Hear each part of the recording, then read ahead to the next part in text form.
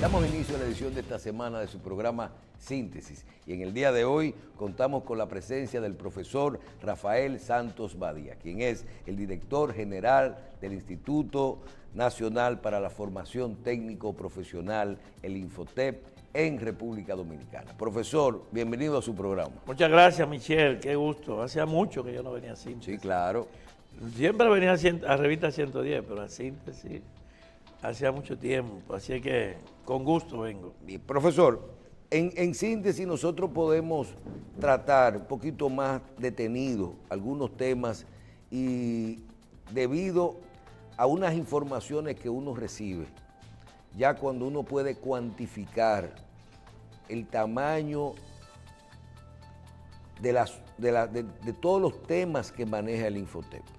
Y yo quiero iniciar por ahí, porque tenemos un nuevo periodo y yo creo que hay que marcar de una forma u otra, y eso educa a la gente y sabe con qué puede contar con el Infotep, en qué puede contar con el Infotep. Por ejemplo, vi unas cifras de cantidad de dominicanos que reciben en un año una capacitación técnico-profesional. ¿Tenemos esos números hoy? Sí, justamente estoy preparando un informe de gestión de los 4 años que nos ha tocado presidir esta institución. Y en estos 4 años nosotros hemos atendido a 2.571.000 dominicanos en algún tipo de capacitación. Y quiero hacer esa aclaración porque muchos, la mayoría, han recibido una capacitación para entrenarlo en alguna maquinaria nueva, en algún nuevo proceso productivo. Son formaciones de corto plazo. Hay otros que han terminado una capacitación técnica de largo plazo. O sea, eso es lo que nosotros llamamos técnicos de salida plena. Enfermeras, diseñadores de software, ciberseguridad, lo que son carreras 4.0 o carreras de más responsabilidad. De otro lado está lo que son los auxiliares, que son cursos de 6, 7 meses. O sea, usted está hablando de que, haciendo una estadística simple, reuniendo todos los cursos, estamos hablando casi de 500.000 de cursos por año. Sí, casi 600.000, no cursos, no, personas que participan en las capacitaciones de Infotep. Nosotros retomamos la formación el 15 de septiembre del 2020, en plena pandemia. Cuando yo llegué, por razones obvias de la pandemia, el Infotep estaba prácticamente cerrado, como todos los establecimientos educativos. Y justamente estas cifras son del 15 de septiembre del 2020 a junio del 2024. En esos años, casi 4, hemos atendido a 2.571.000 personas. Wow. De esos, 67.000 son técnicos, electricistas, plomeros, mecánicos, electrónica. Lo que yo le digo técnico de 2 años, ya técnico profesional. No. Esos 67.000 son auxiliares técnicos. Técnicos de 2 años son alrededor de 35.000. Los que se han capacitado en la formación dual son alrededor de 3.700. ¿Y qué es la capacitación dual?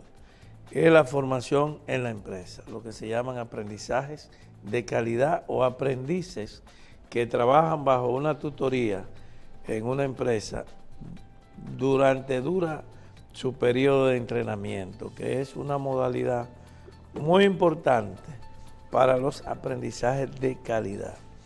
De eso hemos trabajado 3.500. Ahora, eso es una cifra que es, digamos, la más alta que se ha conseguido en la historia. Y debo decir que para ese programa había un financiamiento de $5 millones con un proyecto con el BIC, una donación. Para las empresas. Sí, para dual. Para el trabajo de la formación dual. La meta de ese préstamo, de ese financiamiento con el MINER, en el cual habían $5 millones para Infotep, era de alrededor de 1.500 técnicos. Pero sucedió que nosotros no recibimos ese dinero, porque el proyecto, el préstamo para la transformación de politécnicos era con el MINER y el MINER lo devolvió. ¿Pero calificaron los técnicos? No o sea, el MINER no ejecutó ese programa. Por tanto, al Infotep no le entregaron el financiamiento técnico, la ayuda técnica no reembolsable de $5 millones. Aún así, el Infotep hizo el programa, triplicó las metas del programa y por nuestra buena conducta, el BIC ahora está tratando de conseguir en otros proyectos el dinero que no recibió Infotep. O sea, nosotros hicimos el programa, triplicamos la meta, formamos en formación dual más de 3.000 cuando la meta era 1.800 y no recibimos los fondos. Finalmente, dentro de todo esto está la diáspora, donde hemos trabajado con camarógrafos, con fotógrafos que viven allende los mares, con mujeres que trabajan en la industria de la belleza, en Nueva York, en Lore, y este programa de apoyo a los dominicanos residentes en el exterior, que es un programa que no se financia con el aporte de los empresarios, sino con el subsidio que aporta el gobierno, porque este no es un tema de interés para las empresas dominicanas, más es un tema de interés para el país que se beneficia de las remesas, pues esos son nuestros hermanos. Por tanto, el Infotep, SENASA, el Infotep, el Banco de Reserva han desarrollado programas, están desarrollando programas con las diásporas y nosotros también estamos trabajando, también con las personas en estado de vulnerabilidad, los jóvenes NINI, los que ni estudian ni trabajan, o sin. Pero esos son programas que son exclusivos del Infotep, por el gobierno. Bueno, sí, el programa tiene a través del Gabinete Social un programa que se llama 1424 para jóvenes entre 14 años y 24 años, pero que quien paga a los profesores y los materiales de curso es el Infotep. Igual en Supérate, que tiene muchísimas acciones formativas, quien paga es el Infotep. Es decir, que nuestra institución es una institución que ha desempeñado un papel fundamental en la política de expansión de la economía que ha desarrollado el gobierno de Luis Abinader. Profesor, en el caso que siempre nos preguntan de dónde y cómo se estudia en Infotep, porque sabemos que hay, usted lo acaba de explicar, que hay programas que tienen que ver ya con la relación propia del concepto de lo que es Infotep, que es la relación de la empresa privada con Infotep, y otros programas que son los que tienen que ver con directos del gobierno. Ahora, en el caso de dónde y qué estudiar, que yo veo ya que hay de todo. Yo creo que tú puedes ser desde aprender, el otro día vi en el programa agropecuario hasta que hay formación para equipos pesados en el área de la agricultura. Sí, vamos a formarlos. Y en Pedernales también veo que tienen formación en el área turística. Ahora, y habla de industria 4.0 y todo eso. Robótica. Ahora, ¿dónde se hacen esos programas? En instalaciones propias del Infotep y están en todo nivel nacional. Mira, nosotros tenemos los llamados centros operativos del sistema, que son institutos privados que le dan apoyo a Infotep. Y el Infotep financia a los que se forman en esos institutos. Yo estoy estimulando a los propietarios de esos institutos a que desarrollen carreras 4.0, que no se queden en el chiripeo, que evolucionen hacia especialidades como es, por ejemplo, el inglés bien aprendido, porque el Infotep da lo que se llama un inglés básico, un inglés técnico a las profesiones que lo necesitan. Pero hay un inglés aprendido como una lengua que tiene un marco común, que es el marco común europeo. Los institutos que pueden dar eso, pues atraerían a personas que van a conseguir un muy buen empleo. Claro, eso tiene requisitos de laboratorio, de profesores certificados, etcétera. Pero también lo que es robótica, ciberseguridad, porque esa sería una manera de entrar al mundo de la clase media, que para mí es importante también. Así como para mí es importante el muchacho de un barrio pobre, que yo quiero que aprenda un oficio, una carrera técnica, para que cambie su vida. También hay, no sé si tú lo sabes, bueno, tú lo sabes porque también tú te dedicas a la educación. Hay en la clase media y clase alta muchachos que desertan, actitudes, digamos, depresivas, situaciones sociales que no tienen nada que ver con la precariedad económica, sino... No, y a veces la parte técnico-profesional, eso que usted nos explicó de que usted inició primero con que hay que irse adelante con el 4.0 adelante, con la robótica, con todo eso. Ahora vi, por ejemplo, el tema de los microchips, de los procesadores. Aquí hay jóvenes que hoy lo que quieren es dedicarse a temas específicos, claro, y que no le importa tener una carrera, una licenciatura, jóvenes, lo que quieren es tener una carrera técnica y que jóvenes, le va a ir mejor. Esos jóvenes que pueden estar en un hogar acomodado y no haber continuado la universidad, difícilmente van a ir a un centro de Infotec que esté en una zona marginada. Pero ellos tienen derecho también. ¿Qué oferta le estamos poniendo a esos jóvenes?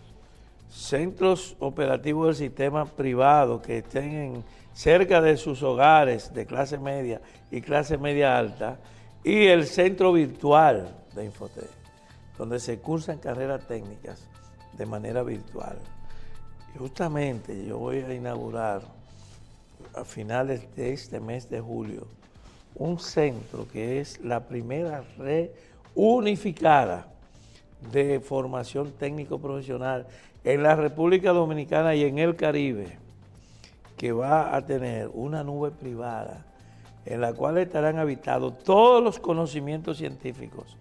Además, los programas van a estar insertados sí, ahí arriba. Sí, y voy a inaugurar lo que puede llamarse un aula polimedia, que es un aula de inmersión.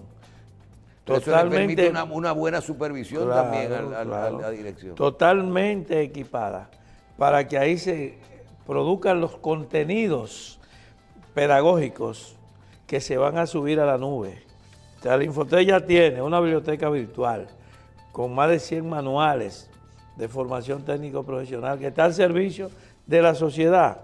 Pero ahora nosotros vamos a producir cursos que se llaman cursos MOOC, que van a estar colgados en las redes, que cualquier persona lo puede descargar en su casa. Tendrán un maestro virtual de supervisión para saber que entró a la clase, que hizo los exámenes, y al final lo puede hacer en un mes, lo podrá hacer en un año, en el tiempo que le quede libre.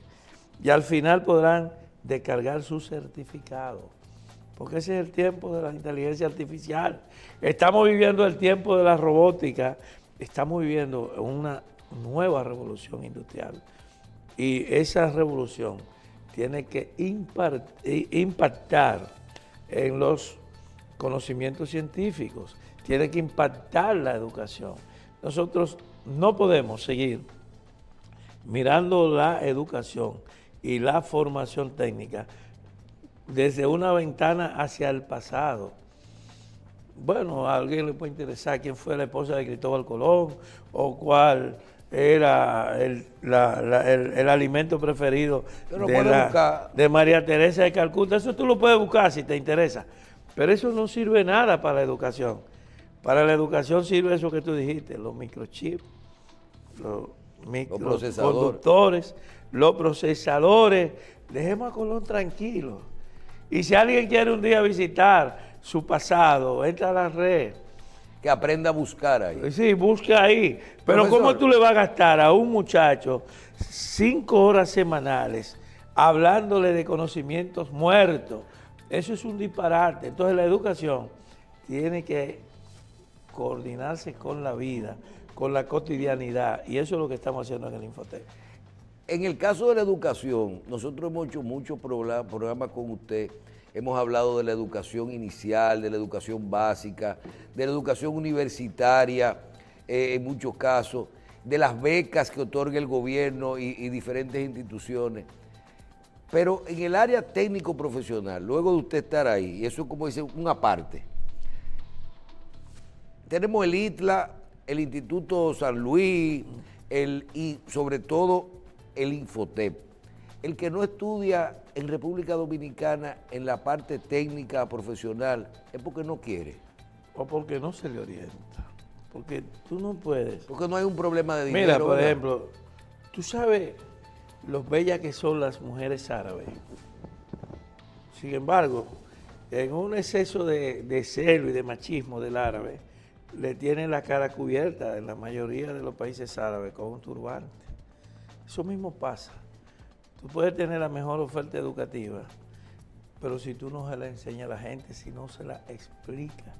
Entonces nosotros nos hemos empeñado en llevar el Infotep a donde vive la gente. Todo eso es gratis en el Infotep. Totalmente, totalmente. Las contribuciones de las empresas. Eso está prepagado por las empresas, con el 1% que aportan de la nómina. Lo que tú podrías un día es preguntarme, ¿y cómo ustedes hacen tanta cosa con tan poco dinero?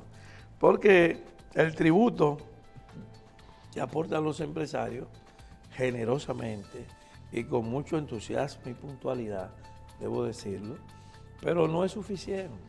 Sin embargo, nosotros hemos hecho que sea suficiente, que alcance para pagarle la formación técnica a todos los muchachos que lo deseen. Estamos trabajando en el reentrenamiento de la mano de obra para aquellos que queden desempleados por la cuarta revolución industrial, por efecto de la robótica y de todos estos procesos sustitutivos de la mano de obra humana, pero esa gente necesita vivir. Entonces, el Infotep le está enseñando nuevas carreras, no importa la edad, para que aprendan. Yo tengo una señora que está aprendiendo diseño, que tiene 69 años, y otra que tiene 75, y están en nuestros talleres.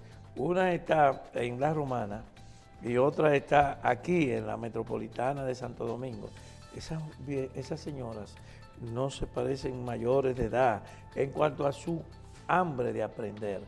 De manera que todo lo que hacemos, formación gratis, entrenamiento, subsidio a los centros privados, apoyo a todo lo que es la gente de las comunidades a través de Supérate y 1424 y las escuelas vocacionales de las Fuerzas Armadas que el Infotep paga a los profesores. Todo eso lo hacemos sin que le cueste un centavo a la familia dominicana. Profesor, ¿qué es una alianza de formación dual de América Latina y el Caribe y que preside el Infotep? Usted como parte del Infotep. Primero, la Organización Internacional del Trabajo acaba de emitir lo que se llama una declaración. Las normas del trabajo, la OIT la emite a través de convenios o a través de declaraciones. Entonces, en el 2023 se produjo la declaración 204-23, en virtud de la cual los actores del tripartismo, dígase gobiernos, empresarios y sindicatos, trabajadores, se pusieron de acuerdo para emitir esta norma que se llama sobre los aprendizajes de calidad. Eso es sinónimo de formación dual. ¿Y cuando uno lo aplica, qué es la formación dual? Significa que el muchacho es contratado cuando todavía no sabe un oficio técnico. La empresa le emite un contrato de aprendizaje, en virtud del cual el empresario que acepta a ese aprendiz no contrae compromisos laborales, no tiene que pagar bonificaciones ni prestaciones. Y ya eso, pues, entonces hay que trabajar el código laboral rápido. Entonces ese convenio que lo firma el ministro de Trabajo y yo con el empresario permite que ese muchacho dure 2 años en una empresa aprendiendo un oficio y recibiendo el salario mínimo mente aprende. Esa es la formación dual. Lo importante es que ya los empresarios prefieren la formación dual. Porque, por ejemplo, tú como empresario de la comunicación, si tú necesitas 4 camarógrafos, por poner un ejemplo, y tú dices, mándeme 4 aprendiz, Infotec, yo lo voy a aceptar y lo enseño y el Infotec le da la clase mientras me trabajan aquí y le pago el salario mínimo. Cuando termine la capacitación, la empresa decide si se quiere quedar con 2 de ellos, o con los 4, o con ninguno, porque ya terminó el proceso de formación. Pero el que se forma así, en la formación dual, adquiere más conocimiento, más destreza. La práctica. Fidelización con la empresa. Es un empleado que ya tú conoces, que tú sabes que si los lunes falta, es porque se le enfermó la mamá o porque amaneció bebiendo. Ya tú lo conoces. Entonces esa modalidad tiene una federación, una asociación, la Asociación para la Formación Dual, que es una alianza, se llama Alianza para la Formación Dual en América Latina y el Caribe. Y esa asociación la dirijo yo como presidente pro tempore hasta febrero del próximo año.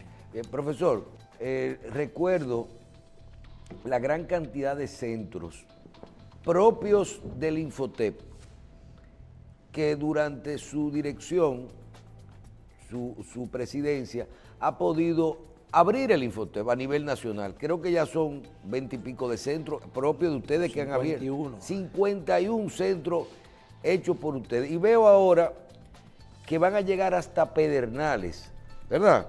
En Barahona. Sí. Y que van a abrir uno próximamente. Esta mecánica de abrir, como esos centros, me acuerdo mucho en el proceso de que estaban cuestionando los centros, y usted lo que digo yo, bueno, lo que tienen es que ir a todas esas inauguraciones, porque la verdad que están ahí, están dando clases. Sí. ¿Cuál es la situación de ese centro de Barahona y sobre todo de la zona de Pedernales también, que me interesa que ustedes tienen una capacitación fuerte también? Bueno, en Barahona nosotros estamos remodelando, por disposición del presidente Luis Abinader, un inmueble del Estado que se llama el Hotel Guaracuya, que es un símbolo de los barahoneros. Entonces ese hotel estuvo cerrado, después estuvo arrendado por el periodista Melton Pineda, fue recuperado por el gobierno, se iba a dedicar a un instituto del cáncer, pero los barahoneros dijeron que ellos preferían su hotel y el instituto del cáncer en otro lugar.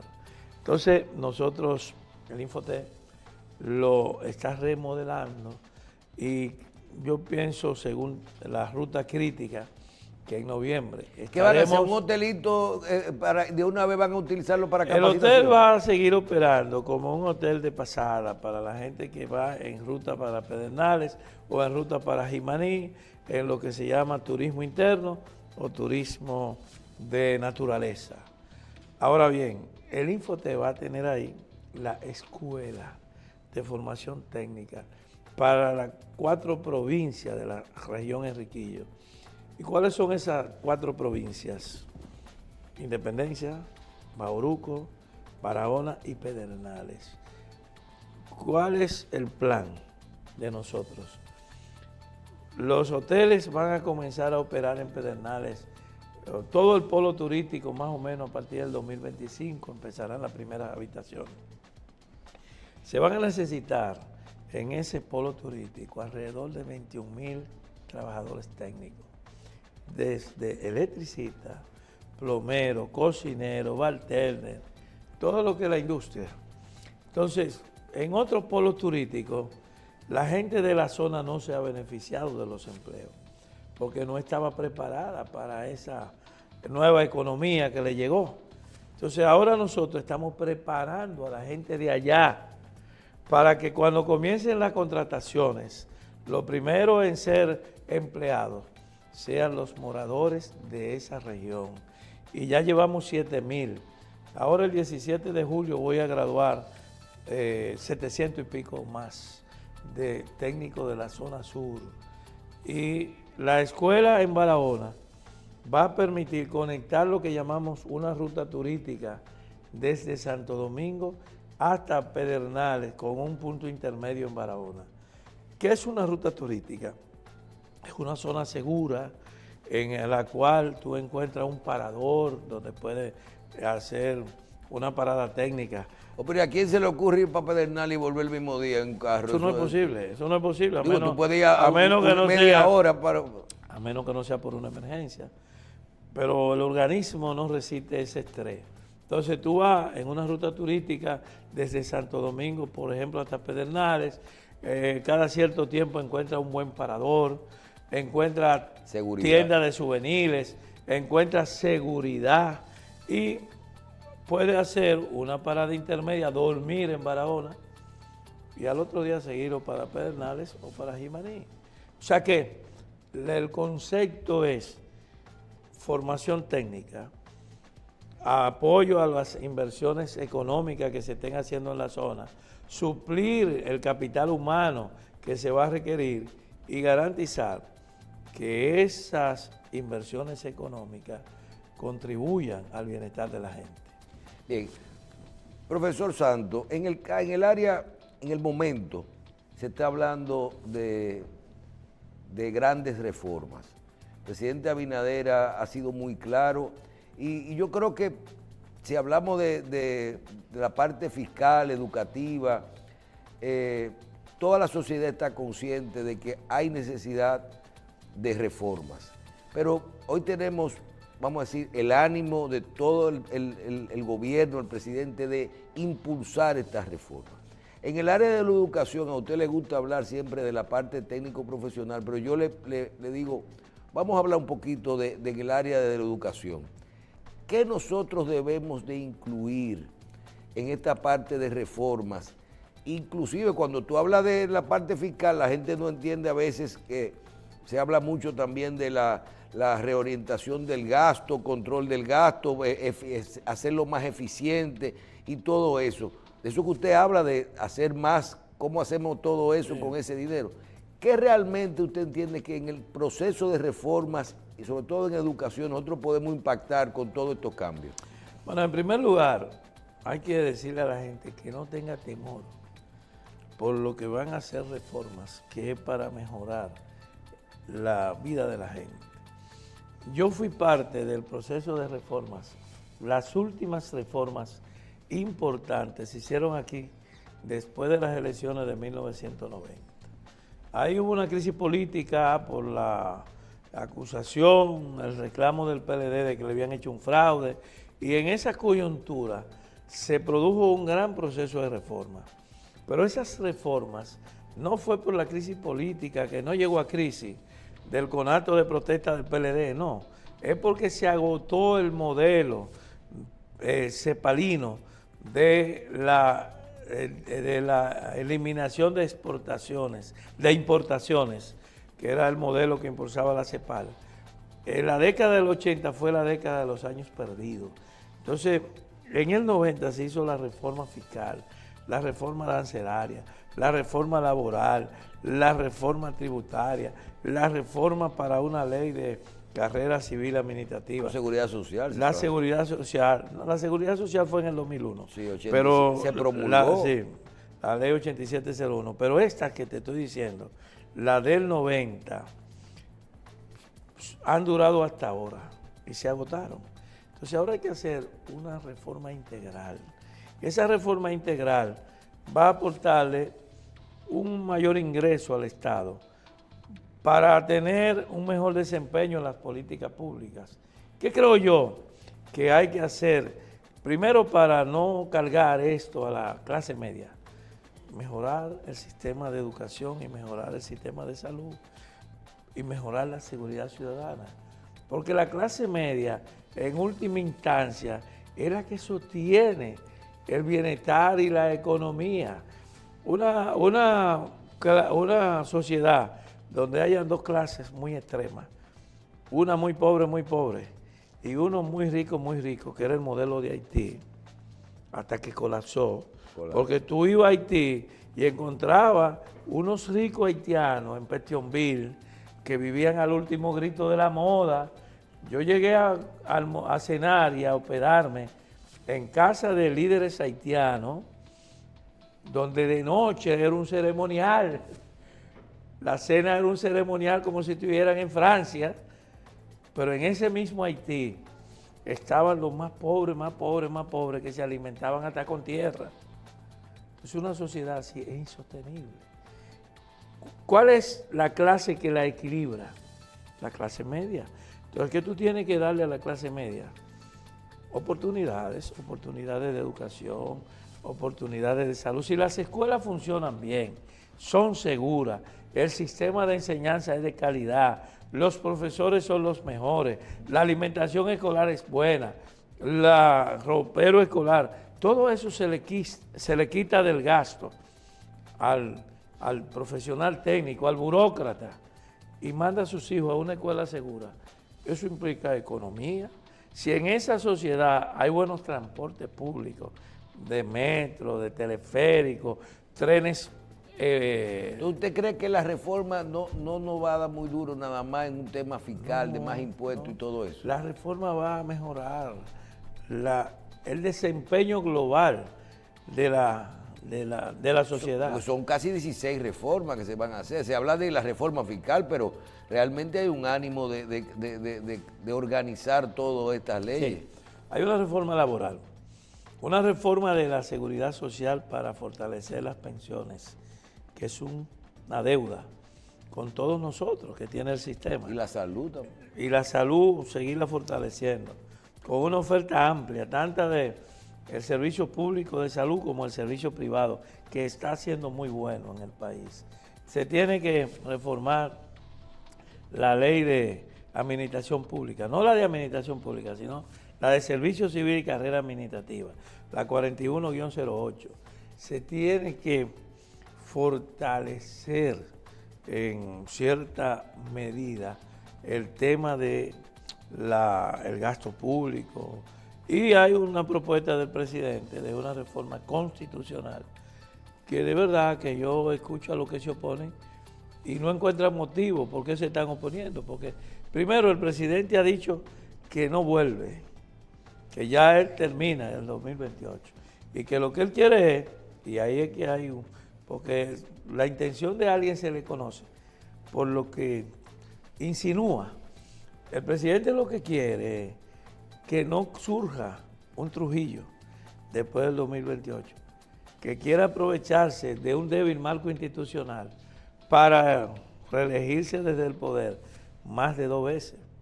Cuando se ponga ese candado, donde nadie podrá inventar, entonces usted podrá tener el sistema norteamericano blindado, 2 periodos.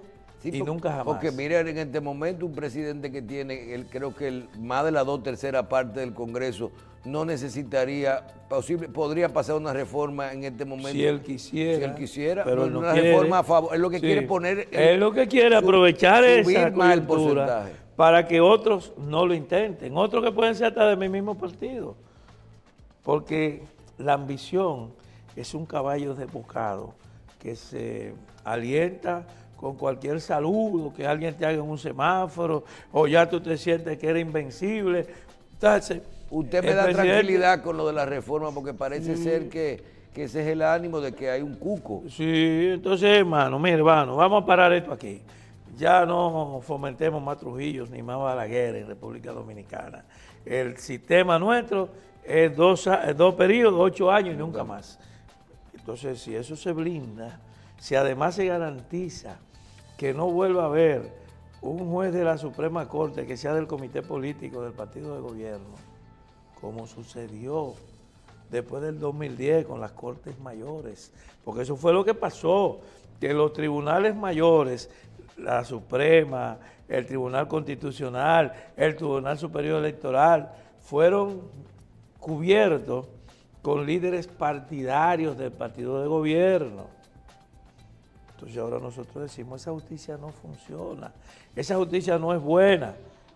Bueno, que están gritando ahora, porque la justicia independiente está persiguiendo la corrupción. Yo creo que debiera ser a todo el mundo. Perfecto. Pero lo que no pueden decir es que no se está persiguiendo. No, que el presidente no ha llamado a la procuradora para decirle haga esto, aquello y lo otro. Entonces, en el marco de esa realidad, hay una mayoría calificada para hacer reformas sin bellaquería, porque hay un presidente que es el jefe de la administración pública, que es el líder de la nación, que no va a permitir que un congresista quiera echarle más agua al sancocho de la que lleva. Y cuando un senador electo dijo que hay que darle la oportunidad de un tercer periodo al presidente, lo mandó a callar de una vez. ¿Por qué? Porque el presidente está claro que eso sería desatar los demonios. Y él, aparte de eso, no quiere, no le interesa. Por eso yo creo que las reformas que se están planteando ahora no tienen que tener temor los pobres, tampoco la clase media y mucho menos los empresarios, porque se van a hacer en un marco de concertación. Concertación que ayudará a que todo el que crea que un punto ahí no es conveniente pueda expresarse, aunque no sea senador ni diputado, y se le va a escuchar. Por ejemplo, el Código de Trabajo ya prácticamente está consensuado. ¿Entre quiénes? Entre los empresarios, los sindicalistas y el gobierno. Cuando ese código llegue al Congreso, estará consensuado. Y la mejor ley es la ley que es el consenso de las partes. Si logramos que ese mismo consenso sirva para la reforma de la ley de educación, para la reforma de la seguridad social, para las reformas, entonces la ciudadanía será parte de ese proceso. Ese es el tema. En el caso de la política, iniciamos un nuevo gobierno, su partido quedó muy bien en las elecciones, el Partido Revolucionario Moderno, una organización, no hubo discusión, todo eso. Usted siempre dice que la mejor forma de hacer una buena política, una buena campaña, es hacer una buena gestión, trabajar bien. ¿Cómo está ese ambiente en ese partido? Y en la parte política, ¿cómo usted ve la composición del sistema luego de todo esto? En un partido como el PRM, que el otro día yo me puse a contar, porque vi que había una reunión de los presidenciables, pero yo digo, pero a mí la lista me está dando 16 y nada más vi 6 en la reunión. Hay mucha gente con interés de participación y es un partido grande ya, con ánimo, con estructura nacional. ¿Cómo usted ve todo esto de los cambios? Eso mismo hay que trasladarlo a la Fuerza del Pueblo, al Partido de la Liberación Dominicana haciendo cambios. ¿Cómo usted ve el sistema político ahora mismo? Bueno, primero yo veo que las aspiraciones legítimas de mis compañeros y mía también, de seguir o de moverse o de entrar al gabinete, son legítimas. Porque ¿a qué político que se dedique a esa actividad tú le puedes pedir que no aspire? Entonces hay aspiraciones de ser ministros, hay aspiraciones de ser directores.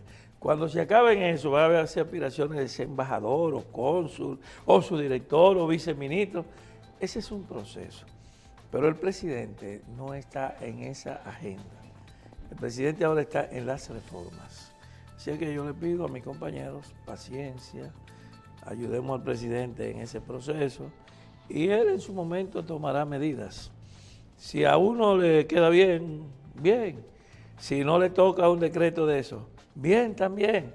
Porque a los que tuvimos 4 años, si ahora no nos pueden reelegir, tenemos que seguir apoyando al presidente. Y si alguno es beneficiado, sea en la institución donde está o que lo muevan a otra, debe comprometerse a seguir apoyando al partido y a los compañeros. Ese es el tema de ocupar una posición burocrática en el gobierno. El otro tema de aspirar a presidente en el 2028, yo creo que es muy temprano para ablandar habichuela, porque si tú ablandas la habichuela demasiado a tiempo se daña. Es decir que hay que, cuando se vaya a cocinar, nosotros ahora tenemos que gobernar, darle paz a este presidente que todavía ni siquiera se ha juramentado del segundo periodo Y después de 2 años y medio, volver a hablar de ese tema. Yo no quiero que me hablen ahora de candidaturas presidenciales. Yo me siento muy cómodo con ni de apoyos. Ni de apoyo, de nada. Por ejemplo, a gente que me ayudaron mucho en esta campaña pasada, yo no los reuniría. Yo no tendría cara para reunirlo para decirle, mira, vamos ahora a apoyar a fulano. No, me van a decir, ya tú no apoyas al presidente. Eso es lo que me van a preguntar. Entonces, yo sigo con Luis Abinader. Y luego, cuando el partido, en un ambiente democrático y de madurez política, designe a uno o a una, veremos entonces toda la fuerza y todos los amigos y todo el mundo para ganar el 2028. Esa es la agenda. Ahora, en tercer lugar, está la oposición. Yo creo que se van a cansar los amigos de la Fuerza del Pueblo porque han comenzado demasiado temprano la campaña del 28. Guarde pan para mayo, amigos. O sea, ellos están como si las elecciones fueran el próximo mes. Y el próximo mes lo que va a empezar es el gobierno de 4 años más de Luis Abinader. Entonces tú ves que andan corriendo, saltando por ahí el líder de la Fuerza del Pueblo y ellos andan diciendo, como que le están prometiendo a su gente una esperanza de que va a haber un cambio de gobierno en la próxima semana y que ese gobierno también va a haber un cambio de partido. Hermano, eso fue así en el 28. Ahora, yo creo que el PLD ha tomado un camino correcto de reorganizarse. Yo no subestimo al PLD. Yo creo que es un partido que tuvo muchos años en el gobierno, que hizo muchos favores, que tiene profundidad, que fue un partido que se formó con círculos de estudio, con estudios injundiosos y que se puede recomponer. Nosotros tenemos que ser generosos, darle una invitación a que podamos hacer juntos esta gestión de gobierno, darle participación. Si alguno se quiere excluir, bueno, la democracia obliga a que se les respete su voluntad. Pero aquellos que estén dispuestos a colaborar, y yo sé que el presidente Medina es un hombre muy maduro, el presidente Medina es un estadista. No voy a decir eso, no voy a hacer comparación con el otro, no. Pero yo conozco a Danilo, fuimos 5 años diputados en el mismo recinto, convivimos 5 años y yo sé que es un hombre juicioso, que él trabajará, reorganizará su partido. Nosotros tenemos que prepararnos para cuando llegue el momento, pero como un partido, yo le digo a mis compañeros, nosotros tenemos que evitar que nuestro gobierno se vuelva un régimen. Y la diferencia entre un régimen y un gobierno democrático es que se nos vaya el triunfo a la cabeza. Ganamos.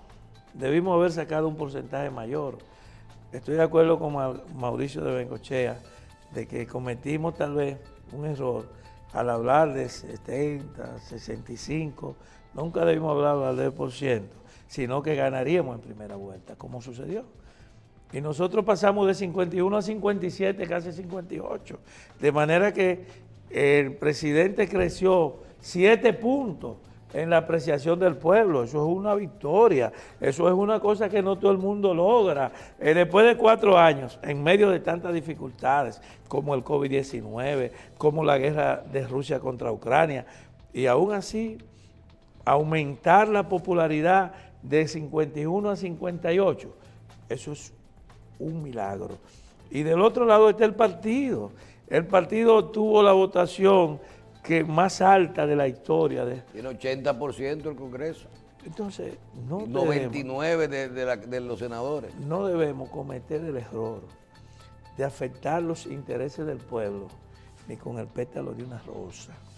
Tenemos que ser prudentes, sensatos, respetuosos y también propiciar el clima de que compitan todas las escuelas políticas. Como decía Mao Zedong, que se abran 100 flores y compitan 100 escuelas en la búsqueda del conocimiento científico. En la búsqueda del gobierno perfecto, se puede escuchar a cualquier formación política que tenga propuestas positivas. Con ese espíritu es que yo he ejercido mi gestión de 4 años en el Infotep, dándole participación a los líderes educativos del PLD, a Melanio Paredes, a Radamés Camacho, a Eduardo Hidalgo, a los líderes educativos del PLD, a los líderes educativos de la Fuerza del Pueblo, y a las mismas direcciones Josefina anteriores. Pimentel, Ligia Amara, son figuras notables. A los líderes educativos de la sociedad que no están en ningún partido, Radamés Mejía, Jacqueline Malagón, en fin. Y a los sindicales, y a las centrales sindicales, a los gremios empresariales, Copardón, Conec y ARD, o sea, todo lo que es el conglomerado de las fuerzas sociales gobernantes, que no se forma solo de ministros, de diputados, de senadores y de presidentes, sino que también de los grupos sociales de presión. Nosotros debemos tomarlo en cuenta y tener la autoridad política de ejercer el gobierno sin retaliación, sin odios, sin resentimiento y sin mirar el pasado. Bien, profesor, finalmente nos queda un minutico. Siendo prudente y sensato, como usted acaba de decir, en el área del Instituto Nacional de Formación Técnico Profesional, el Infotep, no le voy a preguntar qué le gustaría hacer en estos 4 años, ni le voy a preguntar qué le gustaría que haga otro si usted no queda ahí, sino qué materia le queda pendiente para seguir mejorando el Infotep. ¿Qué usted entiende que esta gestión, quien sea que esté ahí, debe de lograrse terminar sí, o poder hacer? Llevar el Infotep a 10 provincias que faltan para tener en 32 provincias, completar lo que es la plataforma virtual que conecte todos los centros de Infotep a una sola nube, que va a quedar ahora como en un 60% en este periodo, y lograr que por lo menos el 45% de la población dominicana tenga una capacitación técnica. Creo que eso es posible en los próximos 4 años, no importa quién sea el director o directora de Infotep. Bien, profesor, muchísimas gracias. Gracias. Mi hermano Jacín Blanco. Yo soy medio árabe por el Badía, pero usted es mi hermano. Gracias, profesor. Michelle, profesor Rafael Santos Badía, le agradecemos mucho su participación con nosotros en Síntesis y a ustedes por su audiencia de esta semana.